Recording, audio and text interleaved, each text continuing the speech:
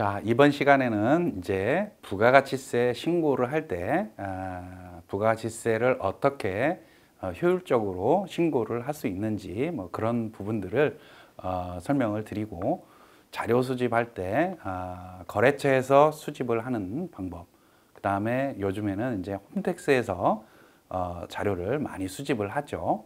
그런 과정들을 설명과 우리 프로그램 을 통해서 한번 살펴보는 시간을 갖도록 하겠습니다.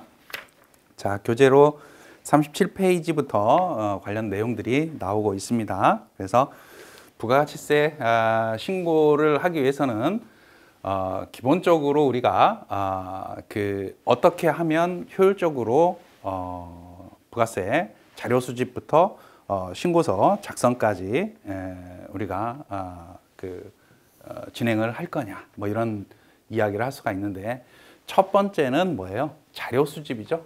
첫 번째는 자료 수집입니다. 그래서 우리가 부가세 신고를 함에 있어서 거래처로부터 수집을 할 수 있는 그러한 자료들이 있을 거고요. 요즘에는 거래처로부터 받는 자료들이 그렇게 많지는 않죠. 거의 뭐 종이세금 계산서, 뭐 그다음에 전자상거래나 온라인 매출, 오픈마켓의 어떤 매출 현황들, 이것도 거의 주지는 못하고 있죠. 개인사업자들 같은 경우 관리를 안 하고 있기 때문에. 그래서 여러분들이 막 스스로 찾죠. 그죠? 그런 과정들 좀 보기는 할 겁니다. 그 다음에 대부분은 뭐예요? 홈택스에서 우리가 자체적으로 수임 동의를 받아서 그 거래처들과 관련된 정보를 대부분 수집을 한다, 이렇게 보시면 되겠고, 그래서 제일 먼저 파악을 해야 되는 거는 어디에서 어떤 자료들이 수집이 되는 건지, 이게 업무의 효율적인 진행 방법이 되겠다, 이렇게 이야기를 할 수가 있습니다. 자, 그 다음에 이렇게 자료를 수집을 하게 되면 뭘 합니까? 자료 입력을 해야 되겠죠. 그죠? 이 입력 단계에서 이제 어때요? 회계 프로그램을, 우리 세무사랑 프로그램을 활용을 얼마나 효율적으로 하느냐, 능률적으로 할 수 있느냐, 이 부분이 이제 좀 강조가 될 수가 있을 거고요. 신고서 자체는 입력 단계에서 제대로 입력만 하게 되면 자동으로 신고서가 작성이 되는 그런 흐름이 있습니다. 그죠? 그래서 입력이 가장 중요하다. 입력을 어떻게 잘 하느냐, 그게 부가세 신고서에 제대로 반영이 되는 거니까. 그러기 위해서는 그 회사 등록이나 이 회사, 우리가 맡고 있는 거래처의 특성에 맞는 그 프로그램의 환경 설정이 선행이 돼야 됩니다. 우리 회사는 도매업을 하는 회사입니다. 도매업을 하는 회사다라고 하면 상품 매출이 주된 매출이 되는 거죠. 그죠? 기본 세팅은, 프로그램 세팅이 상품 매출로 되어 있을 겁니다. 그 다음에 매입은 상품 매입이 기본 세팅이 되어 있을 거고요. 근데 우리 회사는 제조업자예요. 제조업이면 제품 매출이 주된 그 매출 형태가 되는 거죠. 그런 것들을 환경 등록사항에서 그 수정을 할 수가 있습니다. 그런 것들. 그 다음에 자료 입력 방식을 선택을 하는 건데, 자료 입력 방식은 자료를 수집을 해서 거래처로부터 수집을 한 그 종이세금 계산서, 수기세금 계산서는 직접 입력을 할 수밖에 없습니다. 그죠? 그리고 홈택스에서 수집하는 그러한 자료들은 프로그램 전산화가 잘 돼 있기 때문에 스크래핑 기능을 활용을 해서 프로그램에 끌어오는 작업은 굉장히 수월해졌습니다. 그죠? 수월해졌는데 그거 자체가 이제 끝나는 건 아니죠. 그죠? 홈택스에서 가져온 전자세금 계산서 관련된, 계산서 관련된 자료들이 프로그램 스크래핑 과정을 통해서 입력이 되면 그 입력된 거를 그대로 그냥 방치하면 안 되죠.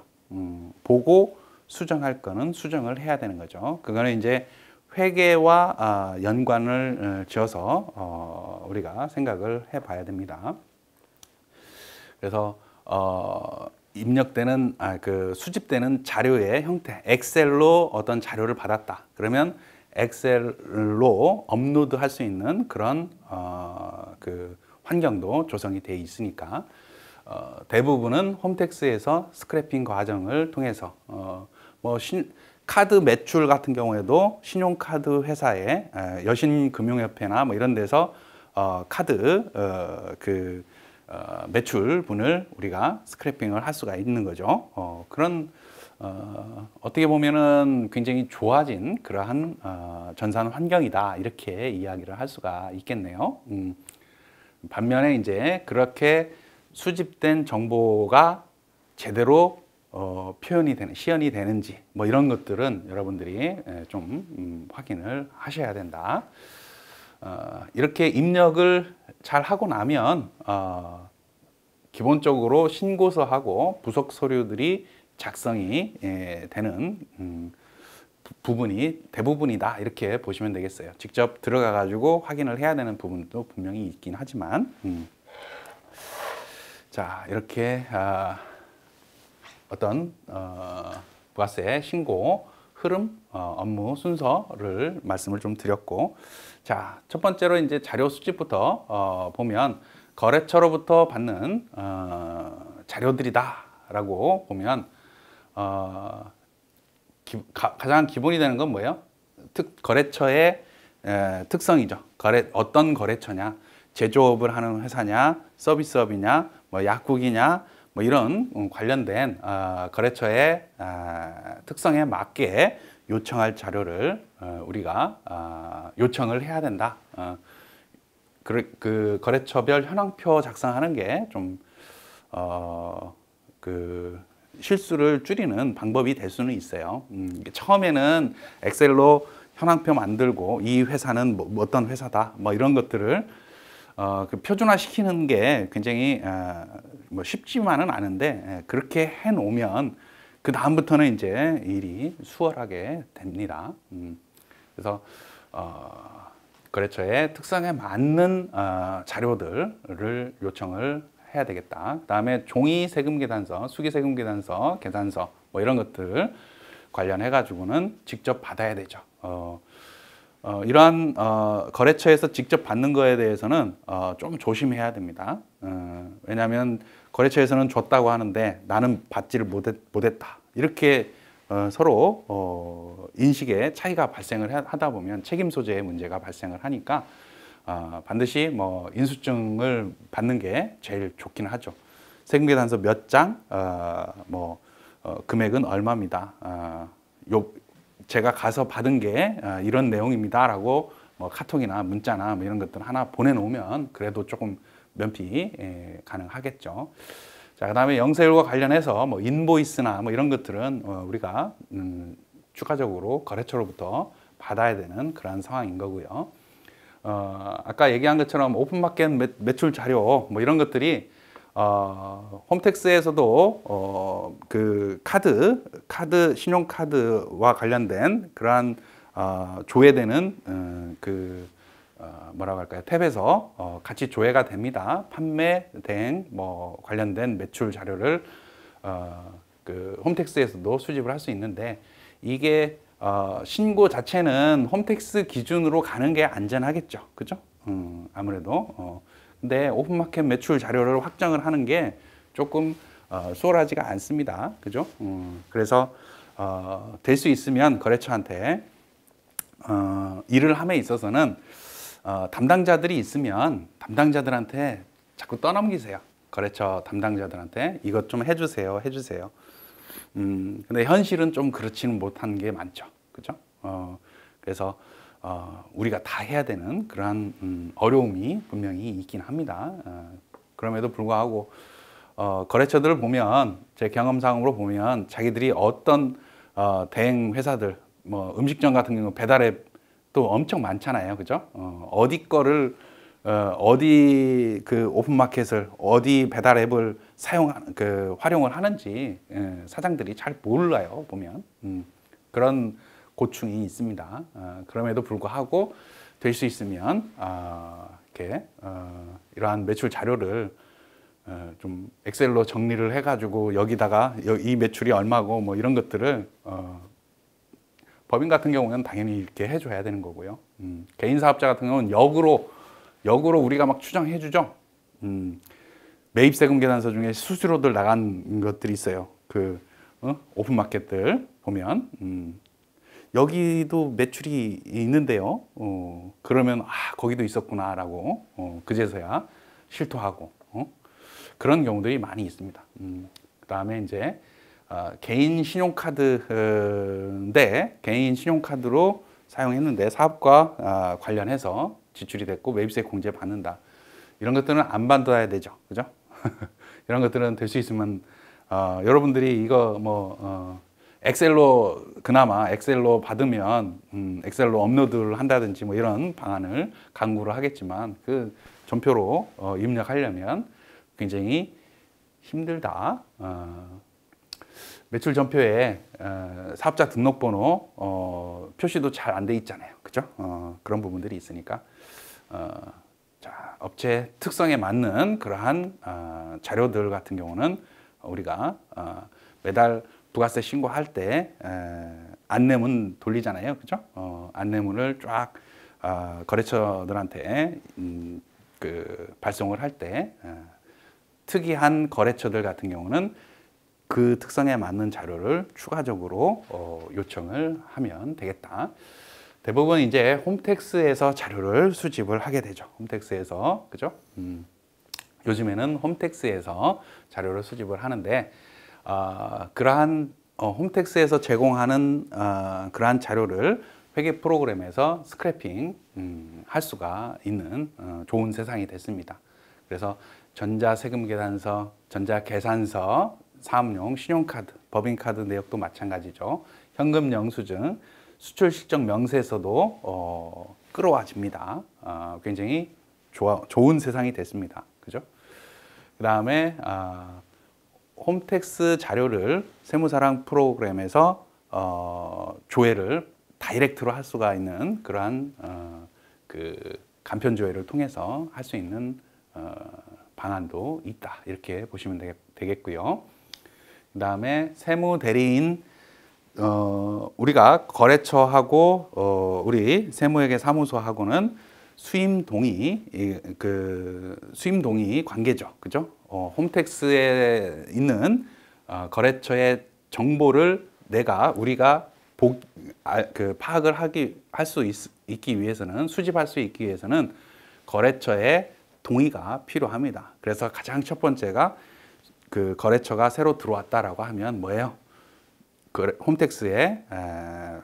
홈택스에서 수임 동의 해주세요. 이렇게 요청을 하는 거죠. 그러면 이제 우리 회사가 그 세무회계 사무소에서 그 회사로의 정보를 다 조회할 수 있는 그러한 길이 있다. 수임 동의 절차를 통해서 예정고지세, 그다음에 부가세 또는 뭐 법인세, 소득세, 신고도움 서비스가 있습니다.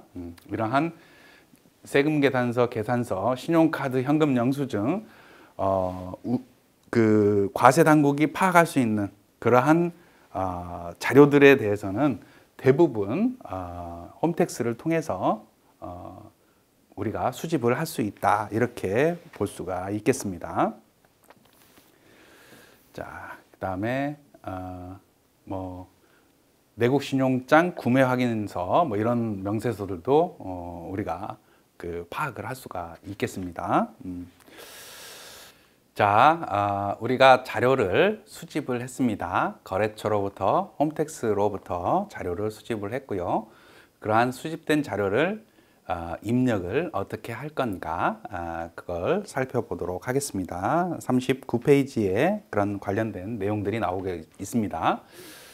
이러한 수집된 자료를 프로그램에 입력하기 위해서는 제일 첫 번째로 회사 등록과 환경 등록을 확인을 해야 됩니다. 이게 무슨 소리냐면 회사 등록 회계 프로그램상으로 이따가 보여드리긴 하겠지만 회계 프로그램상으로 회사 등록에 관련 회사의 거래처의 기본 정보들을 입력을 하게 되죠. 중소기업이자 아니냐, 회사가 언제 요번 기수가 회계 기수가 언제냐, 업태 종목이 뭐냐, 뭐 이런 것들을 기본 사항들을 회사 등록이라는 곳에 등록을 하게 됩니다. 그렇게 회사 등록을 해서 기본 사항으로 세팅을 해 놔야지 우리가 모든 신고서에 그 정보들이 끌어와진다라는 겁니다. 그래서 기본적으로 그 회사 등록에 기재를 해야 되는 것들이 기재해야 되는 것들을 기재를 해야지 신고서에 제대로 반영이 된다, 이렇게 보시면 될 것 같고, 그 다음에 또 중요한 게 이제 회계와 관련해서 환경 등록이 있습니다. 환경 등록이. 그래서 아까 얘기한 것처럼 회사 특성에 맞는, 우리 회사는 제조업이다, 제조하는 회사다라고 하면 제품 매출이 기본 매출이 되는 거죠. 근데 회계 프로그램 상으로는 상품 매출이 기본 세팅이 돼 있단 말이에요. 그러면 계정 과목을 바꿔줘야 되는 그러한 절차를 취해야 된다라는 얘기죠. 그런 것들을 환경 등록에서 해줘야 된다, 뭐 이런 얘기를 할 수가 있습니다. 그래서 회계 프로그램을 구동을 하게 되면 이렇게 회계라는 탭에 우리가 분계 유형 설정 뭐 이런 것들이 나오죠. 기본 세팅은 상품 매출로 되어 있습니다. 그죠? 상품 매출, 그 다음에 차변에는 외상 매출금, 이런 식으로 기본 세팅이 되어 있는데, 이 상품 매출이 우리 회사는 제조 매출입니다 라고 하면 제품 매출로 바꿔줘야 되는 거죠. 혹은 이렇게 세팅이 되면 과세 매출로 회계 처리를 하는 순간에 상품 매출이 자동으로 이렇게 인식이 돼서 뜹니다. 그거를 일일이 회계 처리 분계를 하면서 제품 매출로 바꿀 수도 있지만 많이 나오는 그러한 분계 유형이다라고 하면 이쪽에서 그 설정을 해 놓으시면 굉장히 수월하다, 이렇게 이야기를 할 수 있습니다. 음식 매출 뭐 아니면 서비스 매출, 이런 식으로 우리가 계정 과목을 만들 수가 있겠죠. 그다음에 매입도 기본 세팅은 상품으로 되어 있습니다. 이렇게 상품으로 되어 있는데 우리는 제조업이다라고 하면 원재료로 기본 매입을 설정을 해 놓을 수가 있는 거죠. 그다음에 뭐 카드 매출, 신용카드 매출 매입은 미수금, 미지급금 이런 식으로 세팅이 돼 있어요. 네, 이론적으로 보면, 회계상으로 보면 카드 매출도 외상 매출금으로 하는 게 맞을 수가 있겠다, 이렇게 보시면 될 것 같고, 추가 계정을 설정을 할 수도 있습니다. 우리 회사는 뭐 제품 매출도 있고 뭐 상품 매출도 있고, 그러면 상품 매출도 뭐 이렇게 추가적으로 할 수가 있을 거고, 서비스 매출도 만들 수가 있다, 이렇게 보시면 될 것 같습니다. 자, 그 다음에 이쪽으로 보면 부가세 포함 여부라고 해서 카드 매출과 현금 과세, 뭐 이쪽 공급가액에 부가세 포함 여부를 선택을 할 수가 있어요. 기본 세팅은 포함을 해서 그 세팅이 돼 있다, 프로그램화 돼 있다, 이렇게 보시면 될 것 같고, 이 얘기는 뭐예요? 카드 매출로 우리가 매출을 잡는다라고 했을 때 공급 대가로 입력을 하게 되면 프로그램에서 알아서 1.1로 나눠서 인식을 한다, 이런 얘기입니다. 건별 매출도 마찬가지고요. 뭐 이런 부분들이 있고요. 봉사료 사용 여부, 뭐 기본 세팅은 뭐 사용 안 함으로 돼 있기는 하겠지만, 이 봉사료 같은 경우에도 뭐 카드 매출분 중에서 어때요? 봉사료가 포함되어 있다라는 걸 표현을 할 수가 있죠. 우리 뭐 유흥주점이나 뭐 이런데 기장을 하는 경우에 이걸 사용함으로 해서 카드 매출 100만 원 중에서 뭐 30만 원은 그 봉사료입니다. 과세 매출에서 빼주세요. 뭐 이런 식으로 이야기를 할 수 있는 부분이다. 이렇게 보시면 될 것 같고, 불공제, 매입세액 불공제 사유의 기본 세팅은 2번으로 되어 있습니다. 이게 뭐 사업과 관련이 없는 지출이다. 그래서 매입세액 불공제한다. 그래서 우리가 매입 매출 전표에 불공으로 입력을 하게 되면 기본 세팅이 2번으로 되어 있다. 이건 뭐 수정을 해야 되겠죠. 비영업용 소형 수용 자동차와 관련된 거다라고 하면 이거 눌러가지고 바꾸면 되겠습니다. 자, 이런 내용들이 있고요. 뭐 그다음에 뭐 15번은 의제류 자동 설정 뭐 이런 게 있는데, 의제 매입세액 공제 적용을 할 때 이걸 활용할 수도 있고요. 뭐 이걸 활용을 하게 되면 부가세 대입금이 부가세가 자동으로 분계가 되는 부분 장점도 있기는 합니다. 아니면 회계 처리를 할 때 적용 코드에 의제 매입세 공제 대상이다라는 걸 표현을 해줄 수도 있고요. 저는 뭐 둘 다 뭐 이렇게 사용을 뭐 선택을 해서 하시면 되지 않을까 그런 생각이 듭니다. 저 같은 경우는 개인적으로는 그냥 기본 세팅으로 그냥 그대로 놓고 하고 있습니다. 자, 그 다음에 이렇게 우리가 자료를 수집을 해서 이제 입력을 하려고 합니다. 입력을 하려고 하는데 회계 프로그램에서 입력을 할 때 회계 프로그램이라는 컴퓨터가 제대로 작동을 하기 위해서 사전 작업으로 회사 등록 혹은 그 환경 등록에서 세팅을 해 놨습니다. 이 세팅이 돼 있지 않으면 입력할 때마다 수정을 해야 되고 뭐 이런 불편함들이 있는 거죠. 그죠? 그런 과정이 그런 걸 이제 세팅을 끝내고 나서 야, 드디어 입력을 해야 되겠다라고 하는 거죠. 입력을 할 때 어떻게 입력하는 게 내가 빨리 퇴근을 할 수 있을까? 어떻게 업무를 해야지 좀 수월하게 효율적으로 할 수 있을까? 뭐 이런 것들을 이제 고민을 해보는 거죠.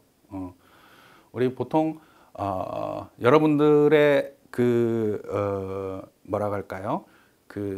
집에 빨리 가고 싶은 마음, 빨리 효율적으로 끝내고 싶은 마음, 이런 마음들이 모아져서 어때요? 업무의 효율성이 높아진다, 이렇게 볼 수도 있는 거죠. 그래서 빨리 퇴근을 하는 상사들이, 언니들이 퇴근 안 하면 못 하는 그런 사무실은 요즘에는 없죠. 그죠? 어쨌든 업무적으로 효율적인 업무를 통해서 여러분들이 뭐 이렇게 좀 삶의 질도 높아질 수 있는 그러한 시간들이 됐으면 좋겠습니다. 자, 이렇게 세팅을 하고 나면 직접 입력을 할 거냐? 직접 입력하는 거는 어쩔 수 없는 경우에는 직접 입력을 할 수밖에 없는 거죠. 그죠? 수기세금, 종이세금 계산서를 받았다든지 뭐 이런 것들에 대해서는 직접 입력할 수밖에 없는 그런 상황들인 거고, 대부분은 엑셀로 업로드를 하는 방식이나 혹은 스크래핑 하는 방식, 스크래핑 하는 방식이 대부분이죠. 그죠? 자료를 엑셀로 받는 경우에도 옛날보다는 굉장히 수월해졌습니다. 그죠? 옛날에는 이 엑셀 업로드가 되지도 않을 때는 어때요? 무조건 손 빠른 사람이 장땡이었죠. 근데 지금은 손이 빠른 것보다는 그러한 수집된 자료를 해석하고 제대로 반영이 되는지 그 능력이 더 중요한 시대다라고 이야기를 할 수가 있습니다. 그래서 엑셀 업로드 방식도 구식이다, 이렇게 볼 수가 있습니다. 그러나 엑셀 업로드 방식을 몰라서는 안 되니까 그 뒤에 사례를 통해서 엑셀 업로드 하는 방식, 그 다음에 스크래핑 하는 방식, 중간에 뭐 직접 입력해보는 그러한 시간도 가질 예정입니다.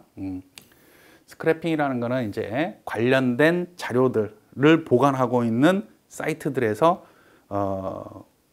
아이디와 비번을 통해서 쭉 땡겨오는 겁니다. 프로그램으로, 세무사랑으로 그런 그 과정이기 때문에 보통은 그 아이디하고 비번, 여신금융협회에서 카드 매출 자료를 받고 싶다. 그러면 여신금융협회의 아이디, 비번을 파악을 해야 되겠죠. 그죠?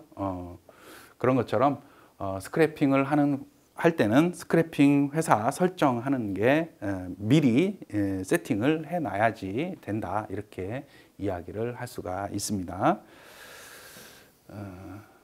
자, 그 다음에 이러한 작업들을 통해서 자료 입력을 하고, 부가세 신고와 관련해서는 분계 나중에 보여드리겠지만, 분계는 없어도 부가세 신고 자체는 할 수는 있어요.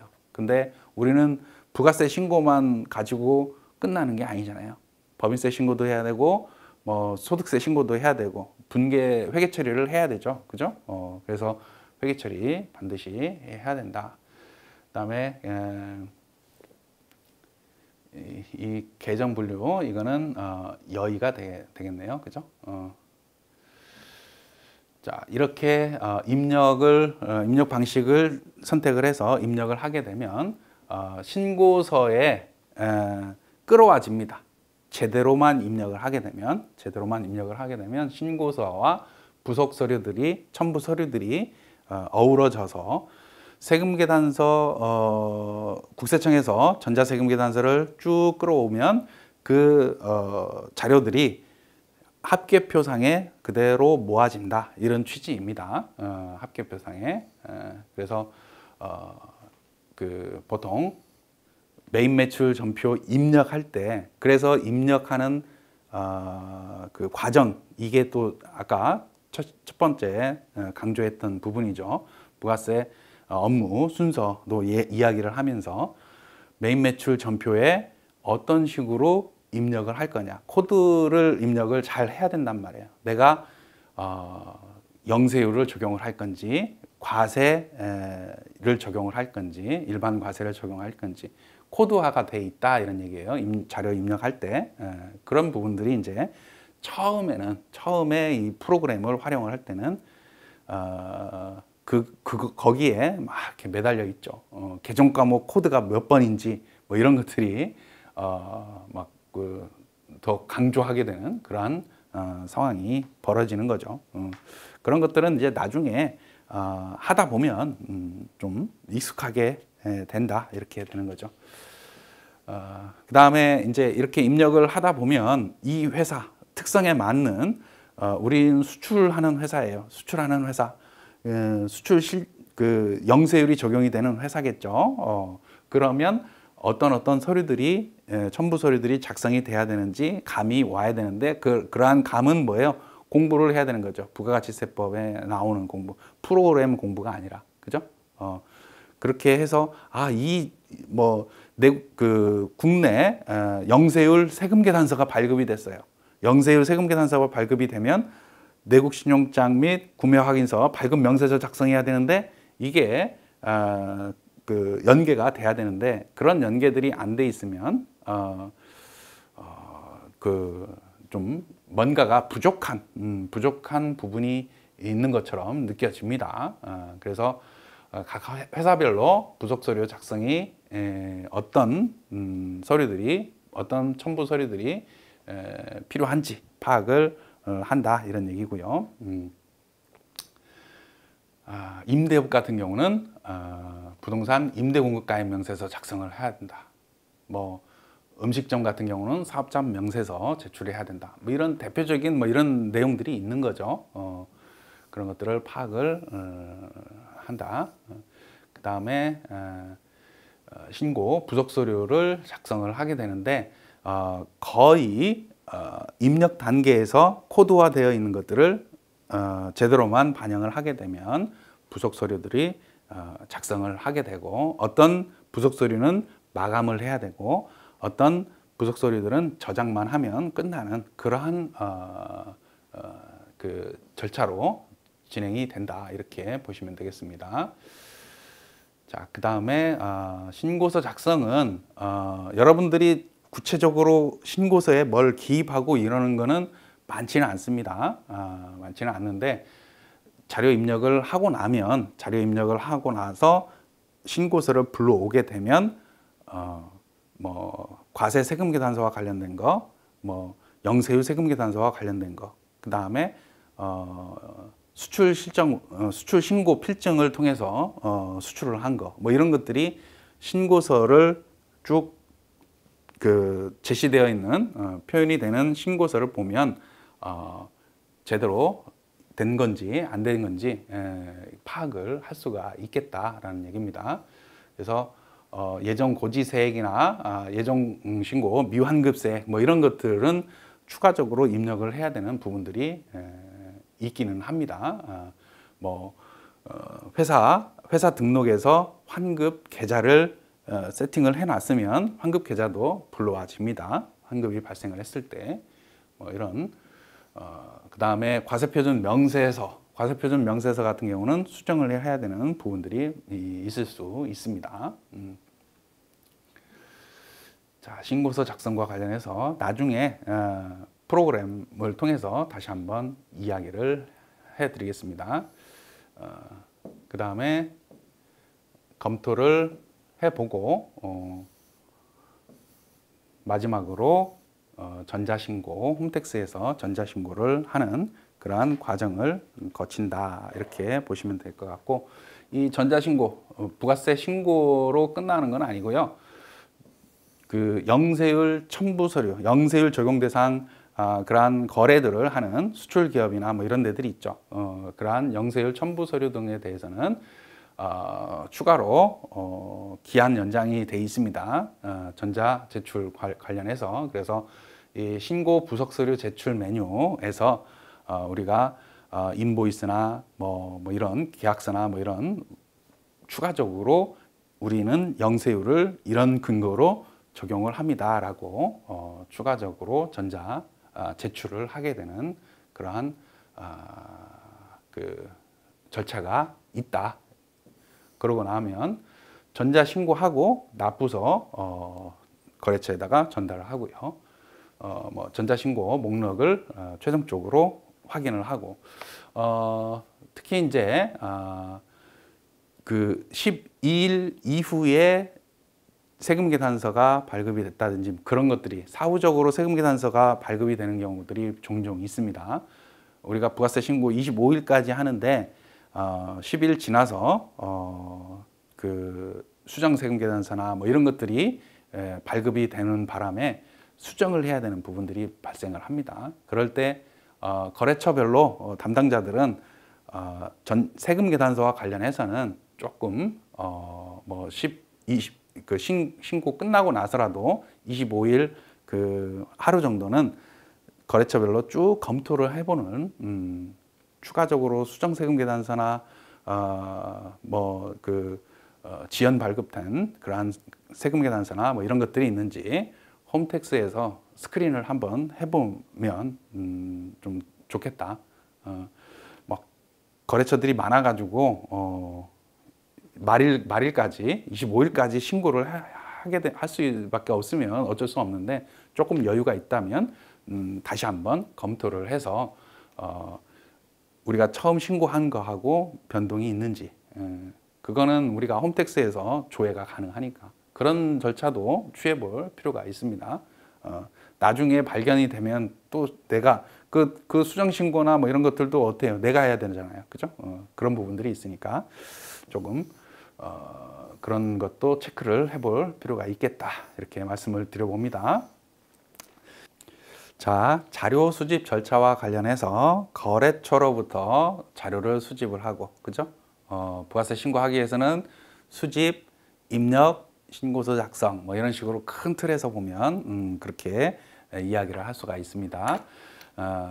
거래처로부터 자료를 수집을 할 때 어떤 식으로 하는 게 조금 효율적인지 간략하게 설명을 좀 드리고 가도록 하죠. 자, 44페이지부터 거래처로부터 자료 수집할 때 신고 대상자 명단을 작성한다. 뭐 이런 식으로 표현이 돼 있네요. 보통 거래처 담당자들은 우리 회계사무실에 세무회계사무소의 직원들 같은 경우는 거래처가 쭉 안분이 돼 있죠. 배분이 돼 있습니다. 담당하는 거래처별로 요번에 부가세 신고 대상이 되는 거래처들을 쭉 기입을 하고 있을 겁니다. 거래처 부가세 신고 현황 뭐 이런 식으로 우리 사무실 같은 경우는 부가세 신고 현황이라고 해서 거래처를 쭉 열거를 하고 있죠. 열거를 해서 자료 요청을 했는지, 뭐 자료를 받았는지, 뭐 이런 것들 체크를 하는 거죠. 보통 그 부가세 신고 기간 도래하게 되면 7월 달이나 4월 1월 달 이때쯤 보면은 거래처에다가 메일을 쭉 보내죠. 그죠?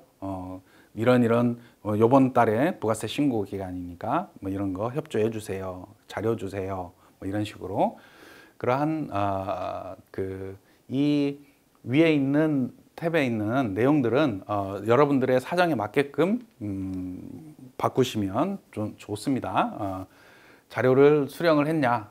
수령할 자료가 없는 거래처들도 많잖아요. 그죠? 홈택스에서 다 끌어올 수 있으니까 홈택스에서 자료를 스크래핑해서 다운을 다 받아놨느냐? 뭐 이런 것들을 수정해서 그 거래처별로 관리할 필요가 있는 거죠. 자료가 어디까지 입력이 됐는지, 뭐 이 자료 입력을 세분화해서 세금계산서, 계산서, 뭐 이런 걸로 그 구분을 할 수도 있을 거고요. 종이세금계산서 받았다라고 하면 종이세금계산서가 있는지 없는지도 거래처별로 뭐 체크를 할 수 있으면 좀 도움이 되겠죠. 그죠? 그래서 다 입력을 했다라고 하면 신고서 마감이 다 됐느냐, 전자신고가 됐느냐, 그죠? 전자신고되고 납부서도 전달이 됐느냐, 뭐 이런 일련의 어떤 업무 흐름과 관련해서 관련된 업무 내용들에 대한 체크리스트일 수 있는 겁니다. 이런 것들을 만들어 놓으면 여러분들은 어때요? 이 거래처에 대해서 A 거래처 일을 막 하다 보면 B 거래처에서 전화 와가지고 B 거래처 것도 처리하고 뭐 이러다 보면 멀티 플레이어가 돼야 되는 거죠. 그죠? 그러려면 내가 A 거래처를 어디까지 일을 했는지 그거를 머릿속으로 기억을 할 수는 있긴 하겠지만 그런 것들이 까먹을 수가 있으니까 중간중간에 체크를 해 놓으면 좀 수월하지 않을까, 업무가 효율적으로 진행이 되지 않을까 그런 생각도 듭니다.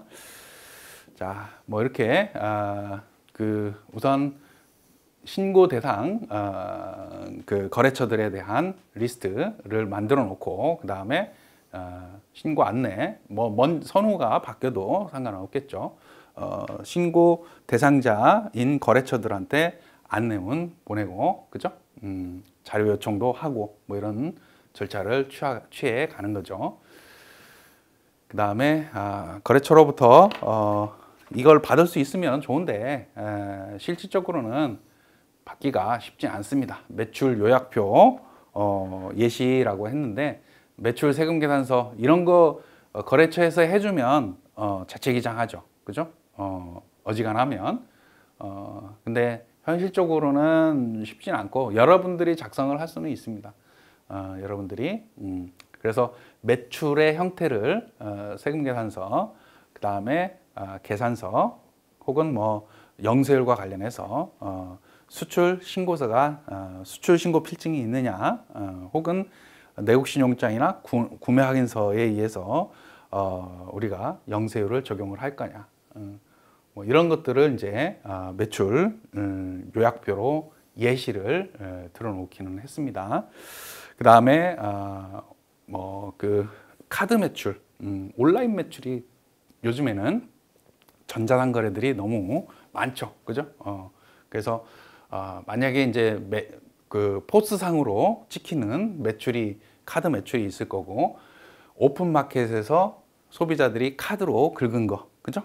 그런 것들도 있을 겁니다. 그래서 뒤에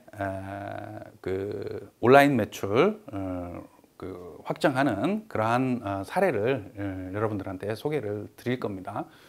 근데 이런 것들을 거래처에서 해주냐 쉽지 않다라는 얘기죠. 그죠?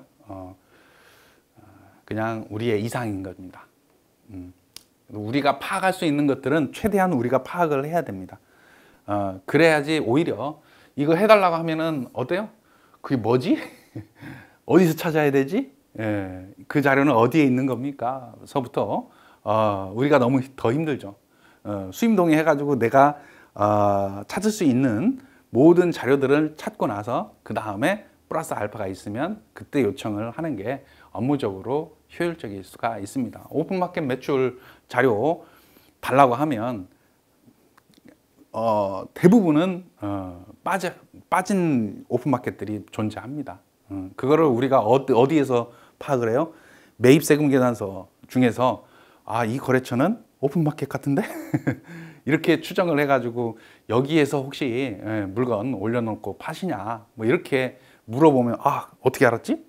이렇게 얘기하시는 분들도 있고 여러분들이 참 대단하긴 합니다. 추정의 영역이 많습니다. 여튼 거래처에서 주면 좋기는 하죠. 그다음에 뭐 수기 세금 계산, 종이 세금 계산서 같은 경우 특별히 종이 세금 계산서는 좀 관리를 해둘 필요가 있겠다. 법인 같은 경우에도 매입 자료는 종이 세금 계산서 받을 수는 있죠. 그죠? 그런 것들은 관리를 좀 해둘 필요가 있겠다라고 보여지고요. 그다음에 수출과 관련해서 수출 신고서 혹은 뭐 인보이스, BL 사본까지 뭐 첨부해서 보관을 하고 있으면 좀 좋긴 하죠. 요즘에는 수출 신고 명세서, 수출 명세서 자체가 홈택스에서 다 조회가 돼 버리니까 아주 좋죠. 여러분들이 보통 홈택스에서 조회되는 정보, 홈택스의 그 금액을 기준으로 해서 신고를 하게 되면 뭐 당분간은 혹은 별 문제 없이 넘어가는 게 대부분입니다. 그래서 홈택스에서 제공되는 그 매출 자료들이 누락만 되지 않으면 어느 정도는 리스크는 없어진다. 카드 매출, 현금 영수증 매출 뭐 이런 것들은 홈택스에서 다 제공이 된단 말이에요.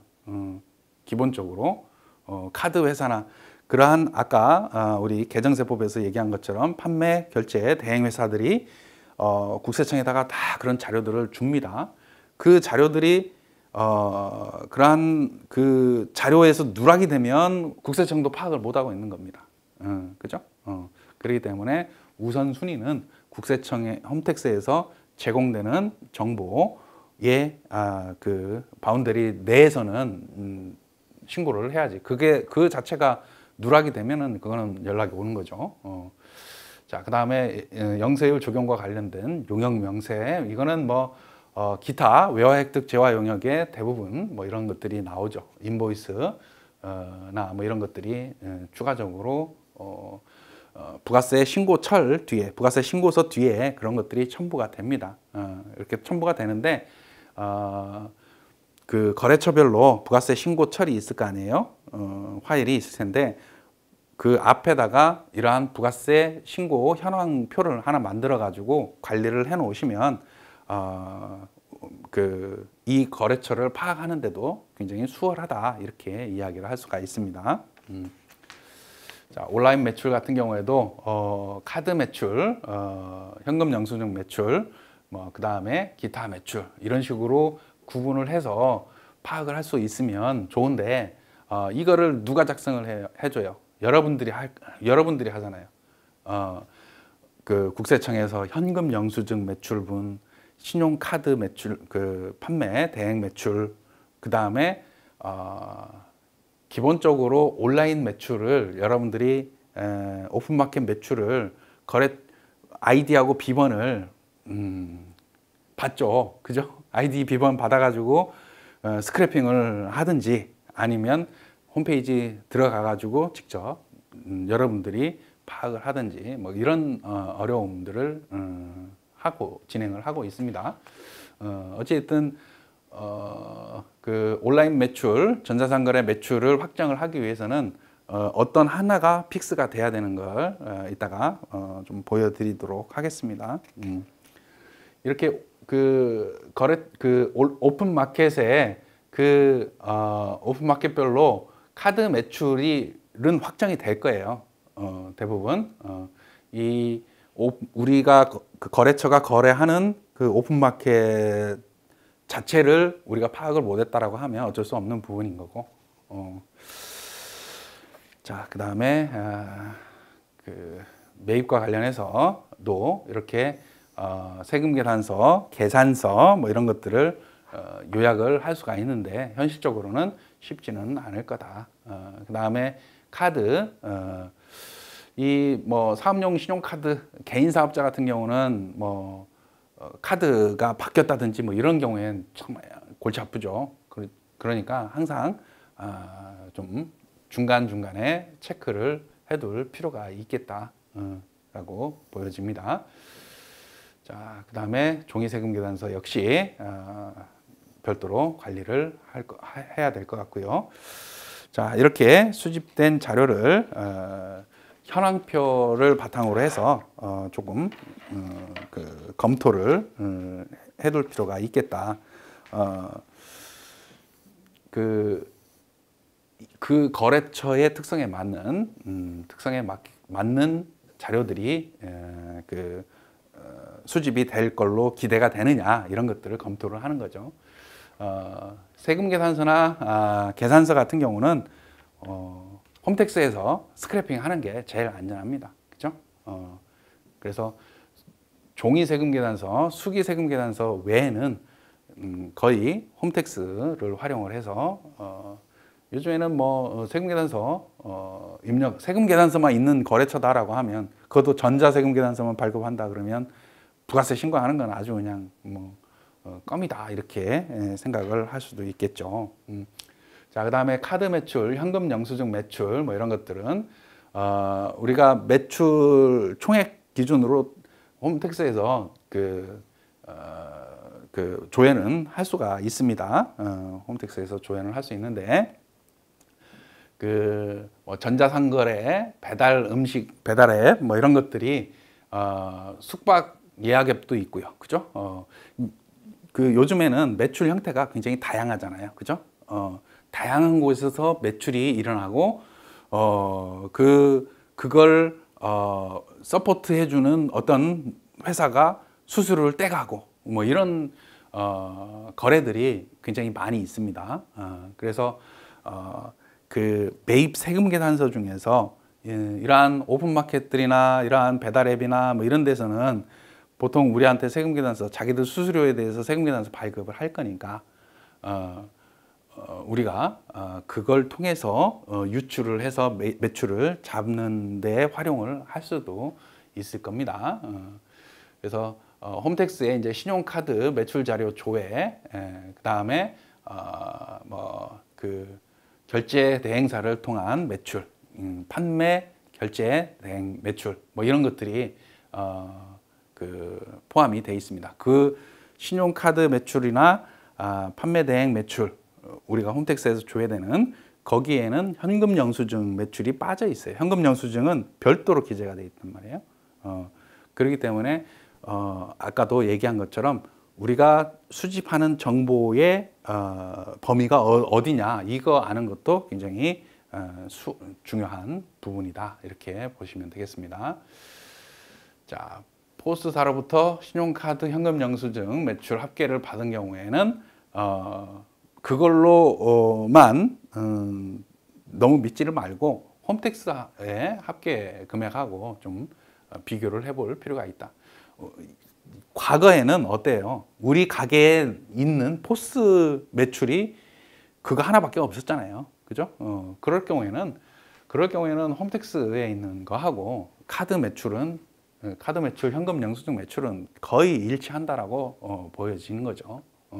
그래서 홈택스에 있는 매출로만 신고를 해도 상관없는데 요즘에는 이 포스, 우리 가게에 있는 포스로만 매출이, 음식점 같은 경우에 그것만 있는 게 아니라 배달앱들 뭐 배달의 민족 뭐 이런 데들 많이 있잖아요. 그죠? 그런 데를 통해서 매출이 발생을 하는 경우들이 많이 있다 보니까 그런 데를 통해서 들어오는 매출에 대해서 누락하기 쉽기 때문에 좀 조심을 해야 된다 이런 얘기를 할 수가 있습니다.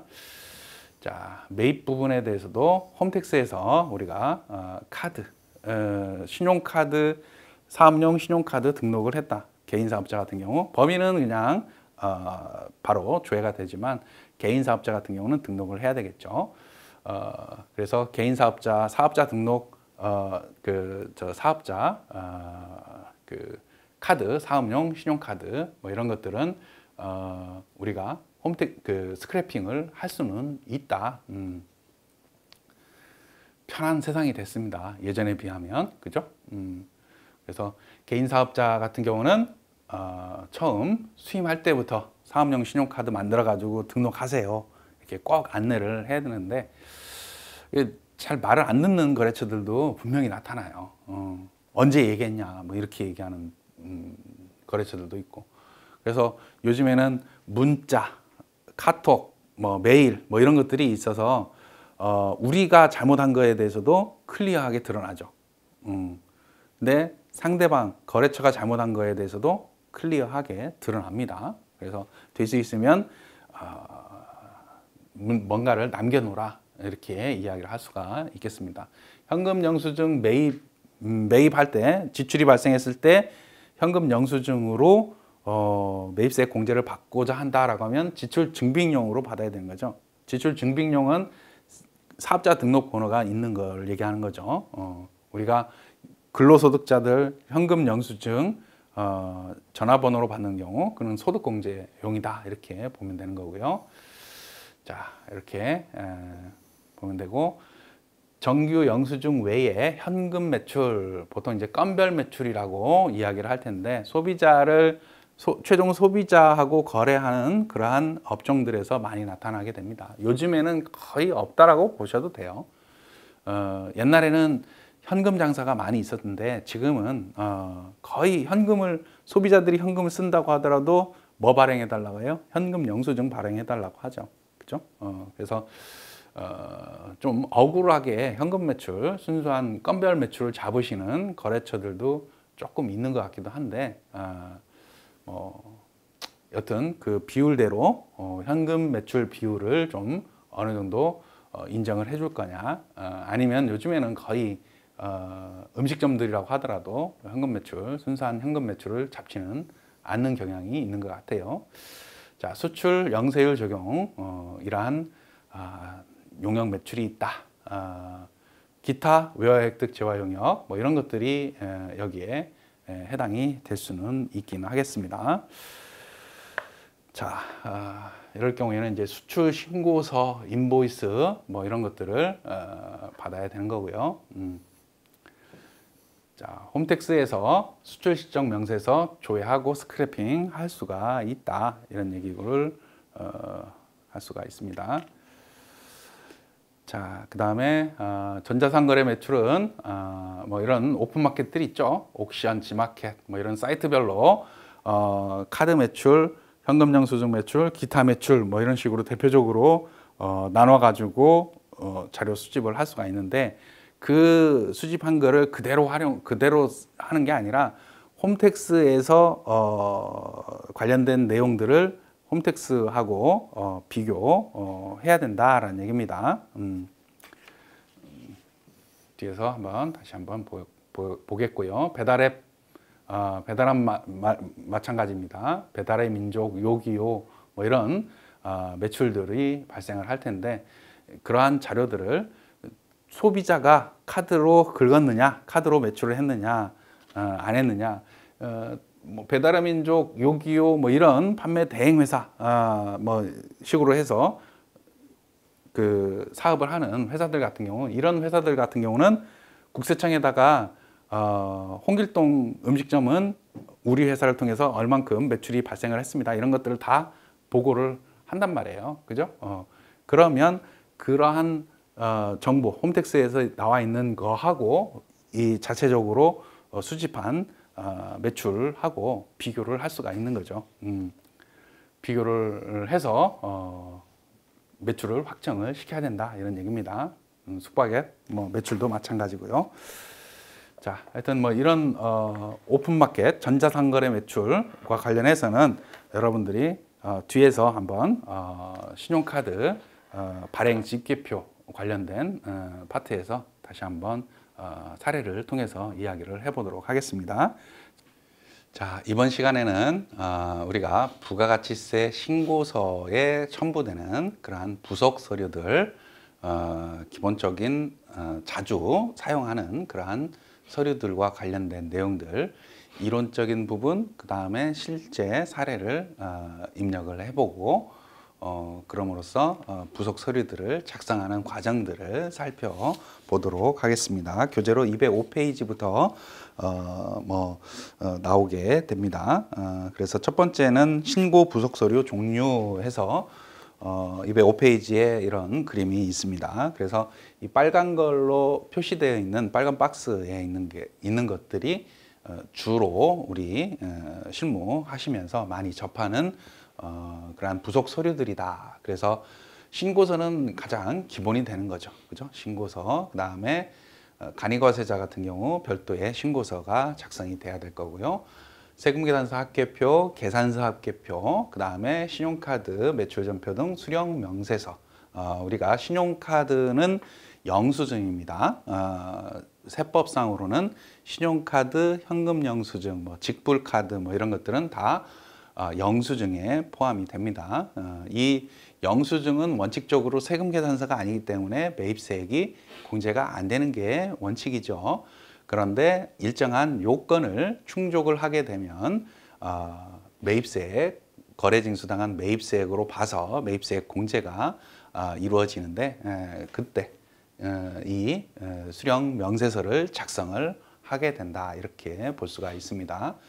신용카드 매출전표 발행 금액 집계표라고 해서 카드 현금 영수증 매출분 있죠. 그러한 그 매출의 형태가 카드, 현금 영수증 뭐 이런 것들로 결제가 이루어졌다라고 하면 이쪽에 표현이 되겠다 이렇게 보시면 될 것 같습니다. 그 다음에 부속명세서 1으로 보면 공제받지 못할 명세서, 공제받지 못할 매입세액 명세서. 우리가 거래징수당한 매입세액은 당연히 전단계 세액공제법에 의해서 매입세액이 공제가 되는 게 원칙입니다. 그죠? 근데 일정한 사항들에 대해서 매입세액 불공제 항목으로 우리가 매입세액 공제를 안 해주는 그러한 사례들이 있는 거죠. 세법상으로는 명문적으로 보면은 한 7가지 정도가 있고요. 그 외에도 플러스 알파 할 수 있는 그러한 내용들이 있을 수 있습니다. 그래서 공제받지 못할 매입세액 명세서, 매입세액 불공제 항목들이 있다라고 하면 이쪽으로 뭔가가 와야 된다라는 얘기입니다. 그 다음에 대손세액 공제 신고서, 대손세액이다, 대손이다라고 하면 우리가 거래처한테 받을 돈이 있는데 더 이상 받지 못하는 그러한 안타까운 상황이 벌어진다. 그러면 거래징수한 것처럼 해서 내가 부가가치세를 먼저 냈단 말이에요. 그런데 내가 못 받게 됐어요. 그러면 보전을 해줘야 되겠죠? 그게 대손세액 공제 제도다 이렇게 간략하게 볼 수가 있는 거죠. 이러한 거래처로부터 받지 못하게 된 그러한 대손 항목들이 발생을 했다, 대손이 발생했다라고 하면 관련된 세액공제 그 매출세액에서 차감하는 그러한 과정에서 이러한 대손세액공제 신고서 작성을 해야 된다 이런 취지입니다. 부동산 임대공급가액 명세서, 이거는 부동산 임대사업자는 반드시 작성을 해야 되는 거죠. 작성하지 않으면 가산세액에 문제가 발생을 하겠죠. 그래서 임대사업자들과 관련해서는 부동산 임대공급가액 명세서를 반드시 작성을 해야 된다. 임대사업자의 가장 중요한 포인트는 들쑥날쑥한 임차인들의 그 변동, 혹시 그 보증금이 변동이 됐다든지 뭐 이런 것들이 이제 이슈가 될 수 있는 문제입니다. 그다음에 뭐 의제 매입세 공제 신고서, 의제 매입세, 의제라는 말은 간주하는 거죠. 매입세액으로 간주하는 겁니다. 그죠? 매입세액으로 간주한다는 얘기는 실제로는 거래징수 당하지는 않았지만 거래징수 당한 것처럼 보고 매입세액 공제해주겠다 이런 취지입니다. 그래서 대표적으로 뭐 음식점들을 예를 많이 들죠. 음식점, 음식 용역이라는 건 과세 매출이 되는 거죠. 부가가치세법상의 과세 대상일 텐데 면세, 부가가치세가 면제되는 그 뭐 농산물, 수산물 뭐 이런 식자재를 구입을 하는 과정에서는 면세로 구입을 해서 과세 사업에 사용을 하는 그런 형태의 어떤 업종이다라고 하면 거래징수, 면세 구입을 할 때 거래징수 당한 건 없지만 왜 계산서 발급이 될 거 아니에요, 그죠? 그렇지만 일정한 금액을 매입세액으로 취급을 해주겠다 이런 취지로 매입세액 공제에 신고서를 작성을 하게 됩니다. 재활용 폐자원 세액공제 이것도 의제 매입세액이랑 동일합니다. 뭐 우리 고물상들이 대표적인 거죠. 고물상들이 동네에서 폐지 뭐 이런 것들을 수집을 하면 영수증을 발급을 한다든지 뭐 이런 어떤 그 법적 증빙이 아닌 것들로 증빙을 할 수밖에 없는 그런 상황입니다. 그랬을 때 일정한 금액에 대해서 매입세액으로 공제를 해서 차감을 해주겠다라는 취지입니다. 그다음에 건물 등 감가상각자산 취득 명세서, 감가상각자산을 취득을 하는 경우에 취득 명세서 작성을 해서 우리가 이제 이거는 나중에 그 간주 공급이나 뭐 이런 것들을 그 관리하기 위한 목적이 되겠다 이렇게 보시면 되겠고요. 현금 매출 명세서, 일정한 업종을 현금 수입 업종들이 많이 대상이 되겠죠. 그런 사업자들 같은 경우는 현금 매출 명세서를 반드시 작성을 해야 된다. 이것도 작성하지 않으면 뭐예요? 가산세에 문제가 생깁니다. 그다음에 전자세금 계산서 발급 세액공제 신고서도 여기에 있습니다. 그다음에 영세율과 관련돼서 영세율 그 적용이 되는 거래를 우리 회사가 했다라고 하면 이쪽에 있는 그 서식들을 작성을 해야 된다. 영세율 첨부 서류 제출 명세서, 보통은 이제 수출 실적 명세서, 그 다음에 내국 신용장 구매 확인서, 전자발급 명세서, 이런 것들을 토탈한 영세율 매출 명세서를 작성을 하게 됩니다. 그래서 영세율 우리가 수출 신고 필증을 기반으로 해서 수출한 거, 수출 신고 필증은 보통은 이제 재화와 관련돼서 이야기를 많이 하죠. 그래서 우리나라 물건이 외국으로 나가는 경우 통관 절차가 필요합니다. 수출뿐만 아니라 수입하는 경우에도 수입 통관이 있는 거고요. 자, 어찌됐든 이러한 매출 영세율 적용 대상 거래들도 크게는 5가지로 구분이 되죠. 그죠? 그 구분별로 영세율 매출 명세서, 직수출한 거냐, 내국 신용장이나 구매 확인서에 의한 거냐, 국외 제공한 용역이냐, 뭐 이런 기타 외화 획득 재화 용역이냐 이렇게 구분을 해서 영세율 매출 명세서를 작성을 하게 됩니다. 이런 것들이 작성이 안 됐다라고 하면 마감이 안 됩니다. 우리가 프로그램이 좋아져 있기 때문에 그러니까 더욱더 우리가 놓치는 거를 이제 좀 줄여준다라는 차원에서 프로그램상으로 그런 것들을 걸러주기는 합니다. 그럼에도 우리가 기왕에 알고는 있어야 되겠죠. 그 다음에 뭐 최종적으로 전자신고까지 나가는 그러한 흐름들이다 이렇게 볼 수가 있습니다. 그래서 사업장별로 작성 대상 부속 서류가 뭐가 있는지 뭐 이렇게 판단을 해야 된다라는 얘기입니다. 206페이지 보면 기본 사항들이죠. 이거는 세금계산서 합계표라는 건 그죠? 우리가 매출 세금계산서, 매입 세금계산서가 있는 회사들은 당연히 합계표가 제출이 돼야 됩니다. 전자세금계산서만 있는 회사다라고 하면 합계표 제출을 안 할 수가 있는데 뒷부분에서 이야기를 하겠고요. 그다음에 계산서는 세금자가 붙어 있는 거하고 떨어져 있는 거하고는 완전히 다르죠. 계산서는 면세, 그죠?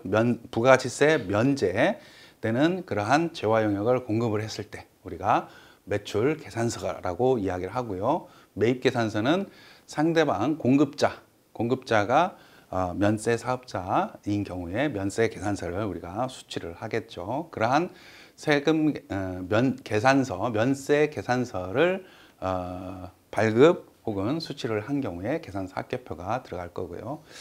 신용카드 매출전표 등 수령명세서 뭐 이런 것들은 회사가 일반적인 회사들에는 다 들어간다라고 보시면 되겠어요. 그죠?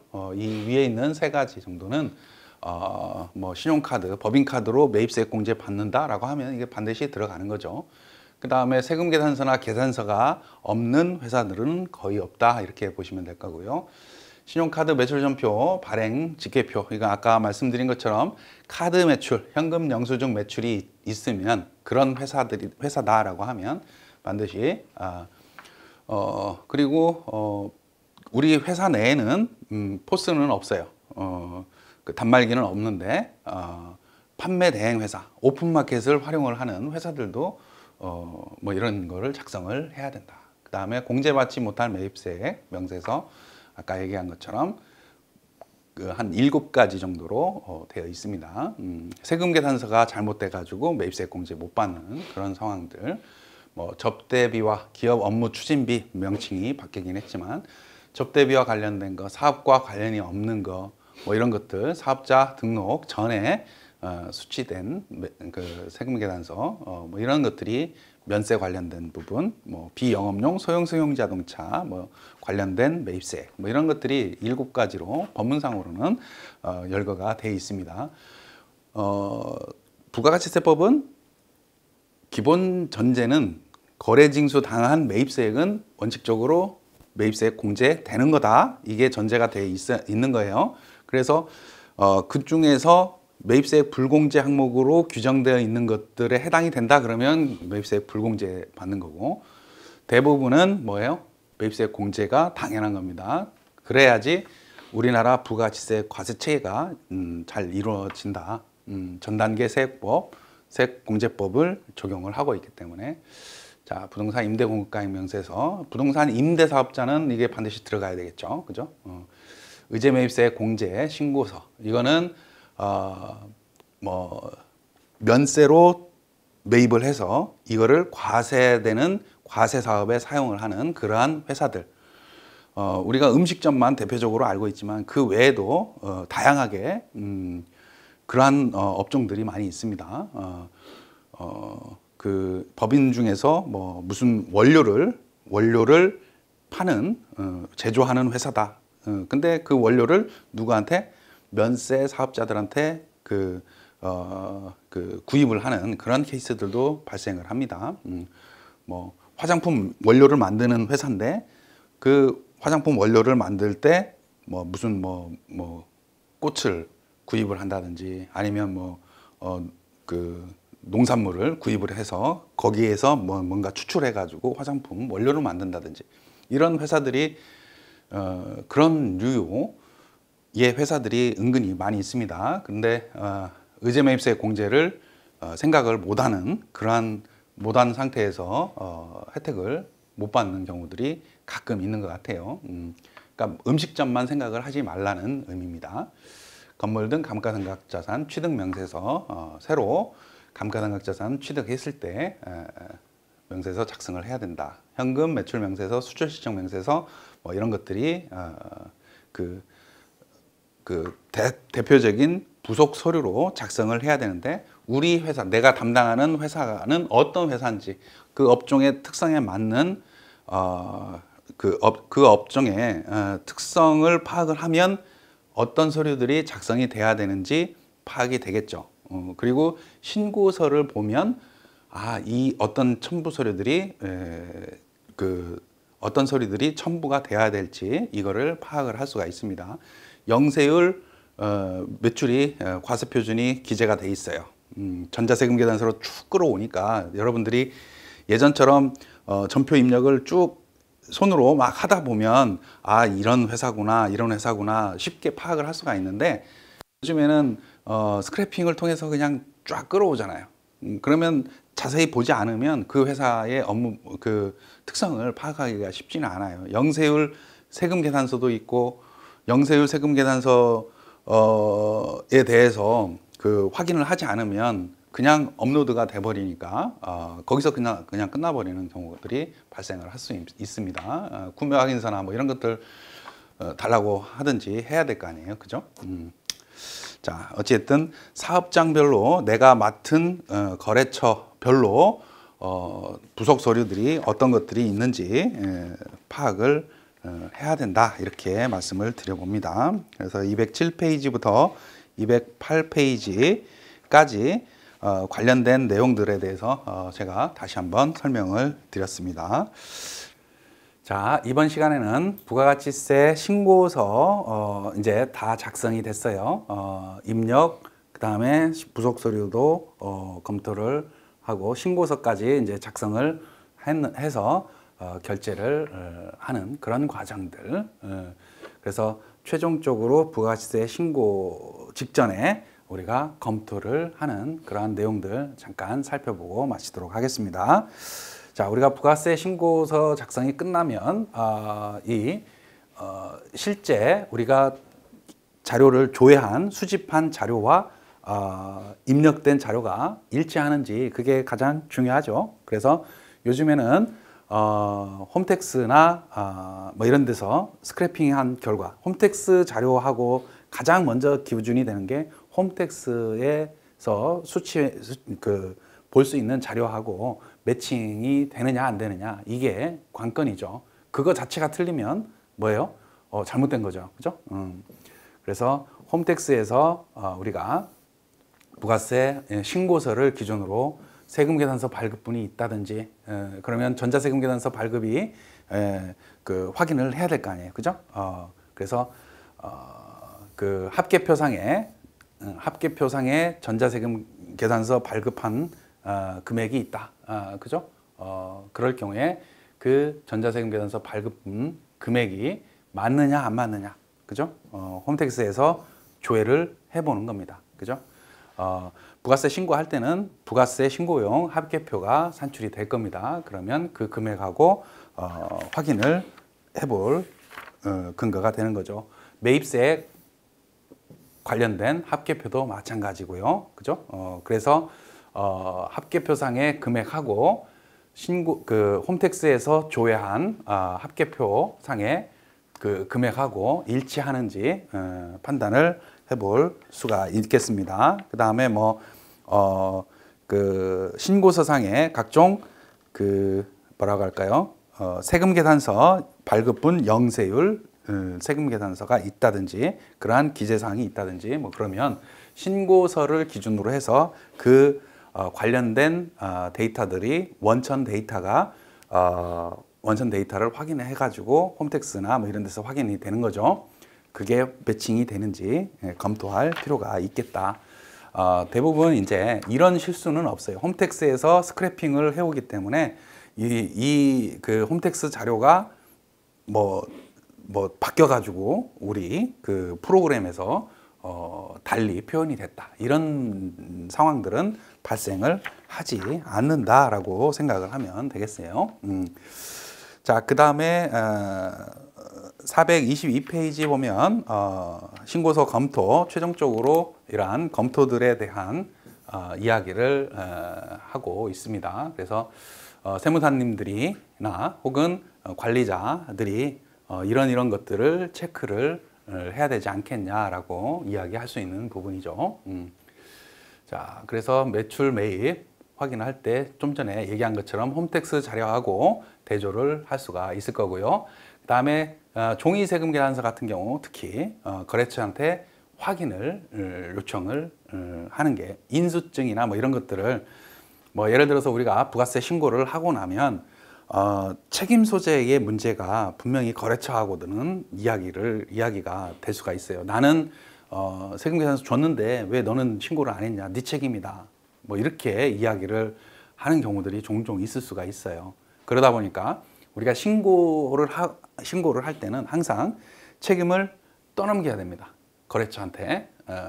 그러기 위해서는, 면피를 하기 위해서는 근거를 마련을 해야 됩니다. 그래서 뭐 형식적으로 거래처가 확인을 구체적으로 안 한다고 손 치더라도 종이 세금 계산서가요, 몇 장, 거래처가 누구고요, 얼마가 요번에 신고하게 됐습니다 라고 이야기를 한다든지, 이게 이제 매입처별 세금계산서 합계표나 매출처별 세금계산서 합계표 그 속에 당연히 들어가 있긴 하는데, 그거를 뭐 사인을 받는다든지, 뭐 인수증을 받는다든지, 뭐 이런 식으로, 뭐 예를 들어서 부가세 신고서를 보여주고 거기에다가 확인 도장을 맞는다든지, 이런 방법들을 동원을 해야 되지 않겠냐라는 얘기입니다. 그래야지 아무래도 확인 그 책임 소재의 문제가 발생을 했을 때 면피할 수 있다, 이렇게 생각이 듭니다. 자, 그 다음에 카드 매출, 뭐 이런 것들은 홈택스하고 온라인 매출 자료하고 비교를 해야 되는데, 온라인 매출 자료가 파악이 안 되죠, 그죠? 그래서 기본 전제는 홈택스 자료에 카드, 그 다음에 판매, 대행, 그 자료들하고 그렇게 해서 포스상의 금액을 먼저 확정을 하든지, 온라인 매출 자료가 믿을만하다라고 하면 이걸 먼저 확정을 하든지. 근데 아까도 말씀드린 것처럼 포스상, 우리 가게의 포스 단말기상의 매출을 확정을 하는 게 좀 편하지 않나, 그런 생각이 듭니다. 내가 관리를 하는 거니까. 자, 매출, 현금영수증 매출과 홈택스 자료하고 확인을 하는 거고요. 임대사업자, 특히 임차인들의 변동이 있다든지 공급 보증금 변동이 있다든지 이런 경우에는 반드시 좀 체크를 하셔야 된다. 수출 명세서 확인을 하는데, 홈택스에서 스크래핑 해가지고 하니까 당연히 있겠죠. 근데 더 중요한 거는 뭐예요? 수출 신고서상에 거래구분 코드가 11번으로 되어 있느냐, 다른 걸로 되어 있느냐, 그죠? 다른 걸로 되어 있을 때 우리가 공급 과세 대상으로 신고를 해야 될 거냐, 안 해야 될 거냐, 우리 수출 신고 필증상에 11번 거래구분 코드로 쭉 열거되어 있는 거 있잖아요, 그죠? 그런 것들을 활용을 해서, 그런 것들을 참조해 가지고 매출이 요번에 신고를 해야 되는 건지 아니면 다음 기로 넘겨야 되는지, 이런 것들을 판단을 해야 됩니다. 결국은 거래구분 코드를 확인을 해봐라. 그 다음에 신용카드 매입세 공제 받는 경우, 뭐 보통은 그 거래처가 내용들을, 지출 내역을 보내줄 겁니다. 그게 혹시라도 국세청 거하고, 회사에서는 공제 대상으로 표현을 했는데 국세청에서는 불공제 대상으로 제시가 됐다, 그런 것들이 있었다라고 하면 거래처한테 이야기를 해줘야 된다는 얘기죠. 당신은 매입세 공제를 받고 싶어서 매입세 공제 신청을 해서 하지만 나중에 이게 공제 대상이 아닌 걸로 나오면 추징을 당할 수 있다, 이런 얘기들을 할 수 있어야 된다라는 얘기입니다. 자, 고정자산 매각했을 때, 유형자산 처분했을 때 매출 계정으로 잘못 분계되는 경우가 있단 말이에요. 아까처럼 그 홈택스에서 쭉 끌어온단 말이에요. 요즘에는 스크래핑 기능들이 좋아졌기 때문에 그대로 끌고 와서 그냥 마무리는 할 수는 있어요. 할 수는 있는데 분계가 엉터리로 돼버렸죠, 그죠? 매출로 인식을 해버리는 그런 경우들이 발생을 합니다. 여러분들 실수를 많이 합니다. 그렇기 때문에 끌어온 매입 매출 전표에서 수정 보완하는 작업을 반드시 거쳐야 된다라는 거 다시 한번 강조를 합니다. 반대로 고정자산 매입을 그냥 아무 수정 보완하지 않아서 상품이나 원재료로 그냥 그대로 놔두는 그런 경우들이 발생을 하는 거죠. 자, 그 다음에 수입 세금 계산서 관련해 가지고는 부가세 대급금만 분계를 하고 수입 원가는 어때요? 일반 전표에 입력을 하면 된다. 개인들 같은 경우 매입 매출 전표 그 밑에다가 입력을 해도 크게 문제는 되지는 않는다. 부가율 확인, 고정자산 매입이 있다. 뭐 이런 경우에 고정자산과 관련돼서는 부가율이 그 고정자산은 제외하고 부가율을 판단을 하니까 부가율 자체가 좀 너무 낮게 신고된다든지 이러면 부가율 다음에 소득률이잖아요. 그죠? 평균 소득률이 10%인데 부가율이 10%예요. 그러면 뭐 인건비 넣으면 뭐예요? 마이너스가 되는 거죠. 그죠? 그래서 우리가 특히 이제 확정 신고 기간들을 이야기를 할 때 대충 거래처의 수익 비용, 손익 계산서가 대충은 나옵니다. 매출에서 매입을 차감을 하면 그 매출 총 이익이 될 텐데 그게 부가율하고 비슷할 거란 말이에요. 그러면 나머지 비용들이 있을 거 아니에요. 특히 인건비 뭐 이런 것들. 그러면 그 부가율이 굉장히 높은 그러한 거래처다라고 하면 대충 인건비를 그 1년치 뭐 대충 환산을 해가지고 넣어 보면 올해 매출이 뭐 잘 돼서 이익이 너무 많아진다. 이익 많아지면 좋기도 하지만 납세자들은 세금 많이 내는 거를 두려워하잖아요. 그죠? 그런 것들을 특히 이제 2기 확정 신고 기간 때는 그런 것들을 1기 확정 때는 아직 2기 신고가 남아 있기 때문에 조금 여유가 있을 수 있어요. 근데 뭐 2기 확정 신고나 뭐 연말쯤 해서는 그런 거래처와 커뮤니케이션을 할 수 있는 상황이 벌어집니다. 그래서 매출이 너무 많아진다라고 하면 뭐 매입 자료를 좀 내년 거를 뭐 어떻게 유도리 있게 할 수 있다라고 하면 그런 작업들이 좀 필요할 수 있겠다. 그런 것들이 좀 2기 확정 신고 때 정도의 연말에는 그런 것들이 확인이 돼야 된다. 공제, 불공제 대상에 대해서 체크를 해볼 필요가 있겠습니다. 자, 그 다음에 예정신고 미환급세 이거 놓치는 경우들이 가끔 있습니다. 예정신고서 마이너스가 있었다라고 하면 예정신고 때는 환급이 안 돼 있기 때문에 확정신고 때 고려를 해야 된단 말이에요. 그걸 놓치고 신고를 하는 경우가 있을 수가 있습니다. 예정고지세액은 당연히 확인이 될 거고요. 가산세 적용 여부 또 한번 판단을 해볼 필요가 있습니다. 자, 그 다음에 거래처 신고서, 거래처의 신고서를 쭉 확인을 해봅니다. 그래서 그 425페이지를 보게 되면 우리가 신고를 할 때 이런 것들이 신고가 되는구나 라고 최종적으로 확인을 할 수가 있습니다. 보면은 이제 작성을 했느냐 안 했느냐 뭐 이런 것들을 따지게 되죠. 마감을 하고 뭐 하다 보면 우리 회사는 이런 것들을 작성을 했습니다, 안 했습니다. 작성 여부, 선택 여부 해서 작성한 것들을 일목요연하게 검토를 할 수 있는 그런 화면이다 이렇게 보시면 될 것 같고요. 그 다음 페이지 426페이지에 보면 이제 전자 신고하고 납부서 전달하는 그러한 과정들을 화면을 통해서 여러분들한테 보여드리고 있습니다. 그래서 혹시라도 신고하는 과정, 전자 신고하는 과정을 잘 모르겠다라고 하면 이 교재를 참고해서 여러분들이 한번 해보는 거예요. 그죠?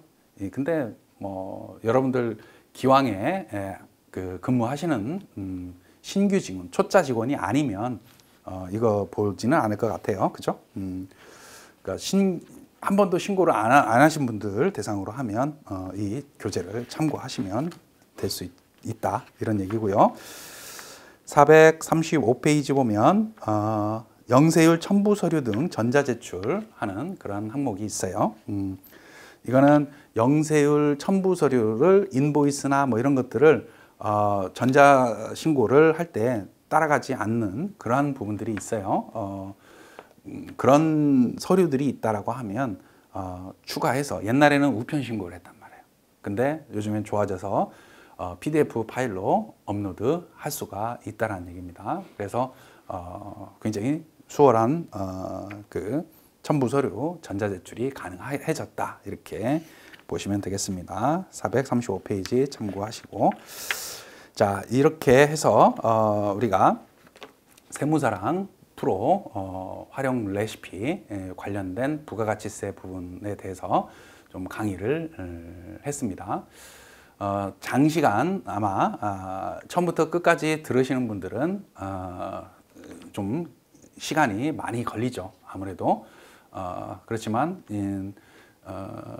뭐 제가 강의를 중간중간에 끊어서 그 요약을 할 수 있는 부분들은 했으니까 여러분들이 필요한 그런 과정들을 선택 취사해서 활용을 하시면 도움이 되지 않을까, 그렇게 기대를 해봅니다.